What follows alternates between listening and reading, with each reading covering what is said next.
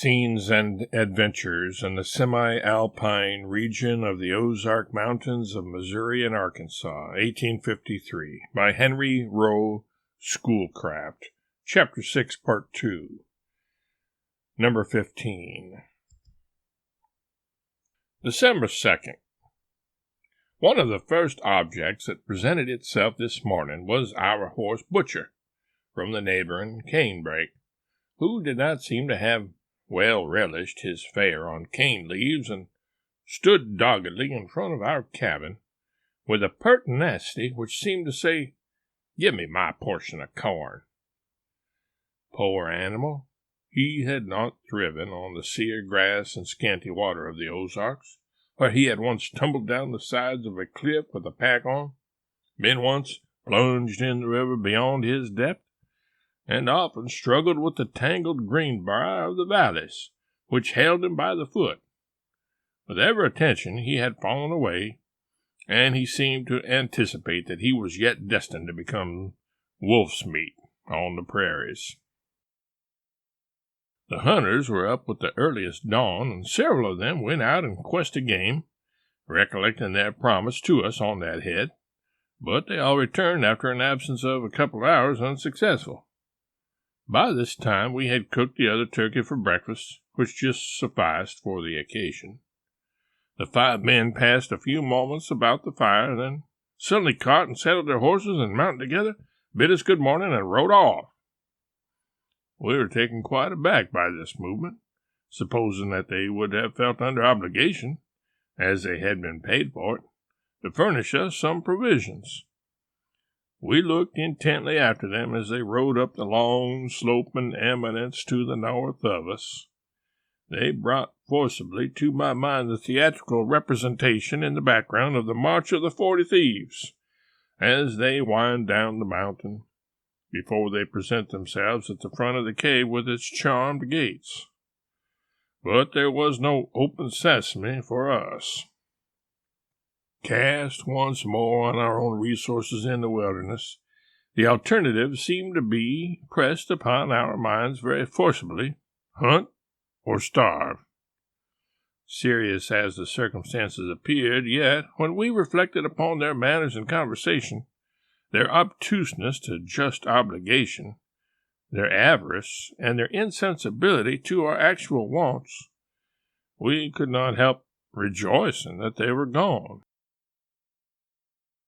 December 3rd. Left alone, we began to reflect closely on our situation and the means of extricating ourselves from this position. If we had called it Camp No from our disappointment in not finding it inhabited on our first arrival, it was now again appropriately Camp No from not obtaining adequate relief from the hunters.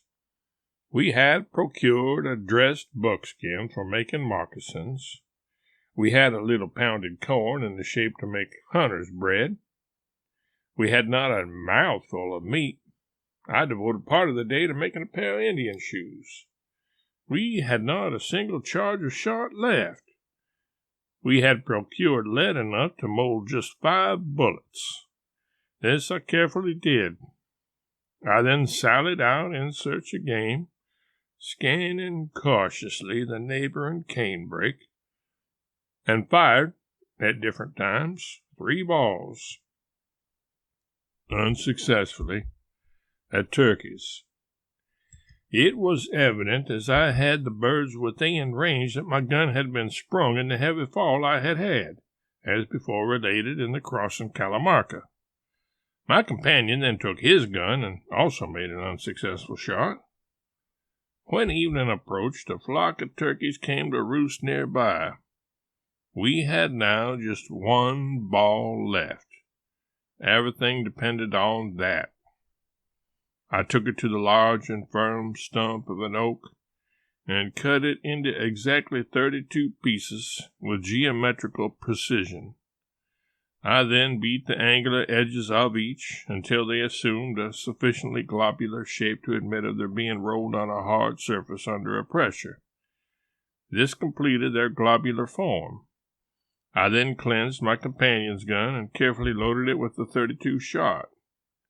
We then proceeded to the roost, which was on some large oaks in a contiguous valley. I carried a torch, which I had carefully made at the camp. My companion took the loaded gun, and I, holding the torch near the sights at the same time, so that its rays fell directly on the birds, he selected one and fired. It proved to be one of the largest and heaviest, and fell to the earth with a sound. We now returned to camp and prepared a part of it for supper, determining to husband the remainder so as to last till we should reach settlements by holding a due west course. December 4th. We had prepared ourselves to start west this day, but it rained from early dawn to dark, which confined us closely to our cabin. Rain is one of the greatest annoyances to the woodsman. Generally, he has no shelter against it, and must sit in it, ride in it, or walk in it. Where there is no shelter, the two latter are preferable. But as we had a split-board roof, we kept close and busied ourselves with more perfect preparations for our next sally. I had some minerals that admitted of being more closely and securely packed, and gladly availed myself of the opportunity to accomplish it. Our foot and leg gear also required renovating. Experience had been our best teacher from the first, and hunger and danger kept us perpetually on the qui-vive and made us wise in little expedients.